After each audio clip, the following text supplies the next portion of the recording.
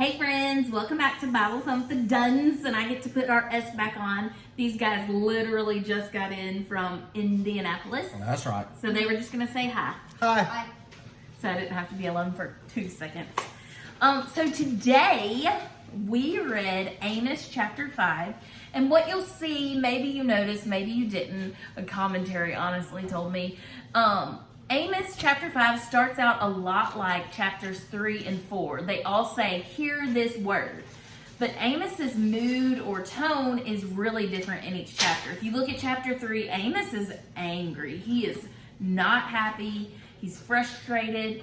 And then remember yesterday in chapter 4, Amos starts getting sarcastic. Remember he calls the women cows? And then today in chapter 5, Amos is deep in lament. He seems to be going through many stages of grief. And I've said it before and I'll say it again, it is not an easy job to be a prophet. Amos is hearing God give him a word for his people, and he is greatly impacted by this message. You can't separate those emotions from what you're hearing. He's hearing it from God, and then he has to deliver it to God's people. And so Amos does seem to be on this emotional roller coaster as we look through these chapters, as we read through the book of Amos. And it shows up pretty clearly in the words of this chapter. So verses 1 through 3 of this chapter start with lament. And what you're going to see is it's making like these layers. The outside layers are the same, and they gradually go in towards the middle. So it starts with lament. Verses 4 through 6, God offers mercy. Verse 7, there's an accusation of injustice. Verses 8 through 9, that's the middle part, and it's a hymn about God's power. Verses 10 through 13, again, more accusations of injustice. Verses 14 and 15, more offers of mercy, and then we end in 16 and 17 with more lament. So it starts and ends with God lamenting that judgment must happen. This comes after many, many warnings. This isn't a surprise to anyone, but God does not delight in this. And then the next layers are those offers for mercy. So the judgment will come to them, but remember from all the prophecy that we've read, this is a spoiler, but God is going to save a remnant of his people. No one is deserving of this, but God will save a group of people. And so if there was ever a time to repent and turn to God, it's now. It was actually yesterday or the day before or the day before. But honestly, in my own life, God blows me away with how many chances he gives me, and I'm so thankful for that. In both of these sections of these offers for mercy, God tells them that he is the answer. He tells them, seek me and live. He says, seek good and not evil. He is the answer. He's the only answer. It reminds me of a Bible drill verse that we have studied year after year. And it's Acts 4:12. And it says, there is salvation in no one else, for there is no other name under heaven given to people by which we must be saved. He's the only way. Then the next layers of this chapter are those accusations of injustice. In case they were tempted to say, oh, this isn't fair, God is mean, this is horrible, here's their reminder of the ways that they have not lived and loved God's people in the way God said.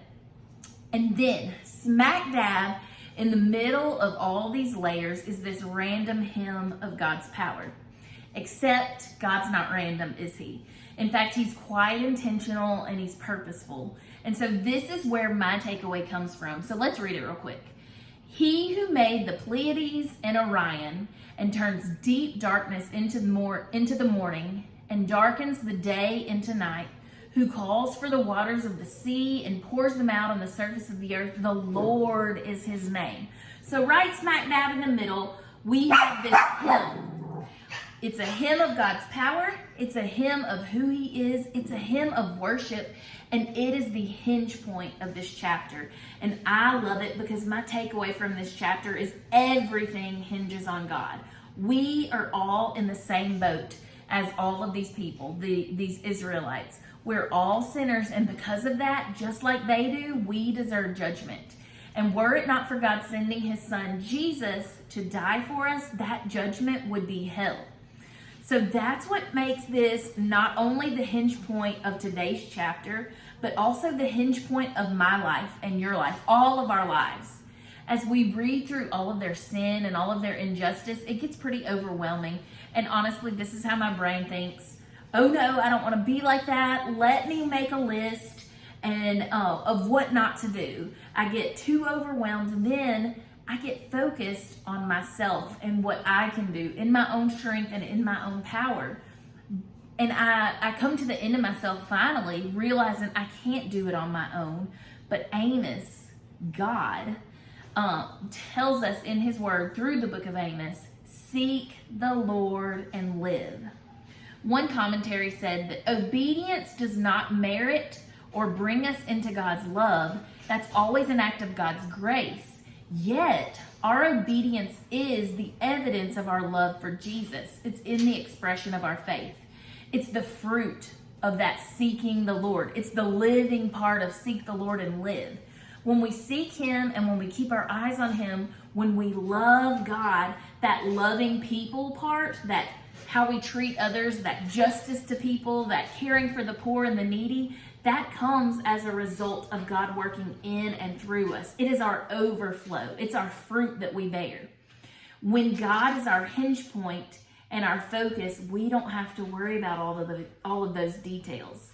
The Bible tells us that God does it in us and through us. Philippians 2:13 is one of my favorite. In fact, it's on one of my cards that I claim all the time. It tells us that it is God who is working in us and through us, both to will and to work according to his good purpose. So not only is he doing his good work in and through us when we focus on him, when we love him, when we abide in him, but he gives us the desire to do those things. He gives us the will, the desire to obey him, the desire to make him happy and please him with how we live our lives. And to be honest, and I'm number one, we overcomplicate this, and we don't have to, because God has got it.